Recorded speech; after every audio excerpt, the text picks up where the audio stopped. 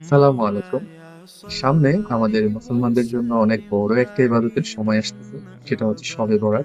এই দিনটা আমাদের জন্য অনেক বেশি স্পেশাল। তবে এই স্পেশাল দিনে আমরা অনেক কিছুই করে থাকি, যেগুলো আমাদের কোরআন বলেন, সহিহ হাদিসে বলেন, কোথাও নিজস্ব উল্লেখ নেই। সহজ কথায় বলতে গেলে অনেক বেদাত করে থাকি আমরা। আমাদের জানা সত্ত্বেও জেনে বা না জেনে অনেক বেদাত আমরা পালন করে থাকি। তার মধ্যে একটা গুরুত্বপূর্ণ বেদাত হচ্ছে শবে বরাতের রাতে আমরা নির্দিষ্ট সংখ্যক নামাজ আমরা ফরজ বা সুন্নত বলে আদায় করে থাকি। সেটা জামাতের সাথে হোক, জামাত ছাড়াও। কোরআনে এবং সহিহ হাদিসের মধ্যে কোথাও শবে বরাতের রাতে নির্দিষ্ট সংখ্যক নামাজের কোনো উল্লেখ নেই। আর আমাদের রাসূলুল্লাহ সাল্লাল্লাহু আলাইহি সাল্লাম এবং সাহাবী এবং তাবেঈনদের কাছ থেকে কোনো ধরনের এরকম নামাজ পড়ার কোনো প্রমাণ পাওয়া যায়নি।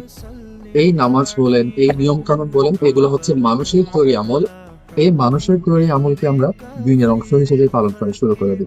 সেই জন্য এটা হচ্ছে বেদাত। ধন্যবাদ। জাযাকাল্লাহ খাইরান।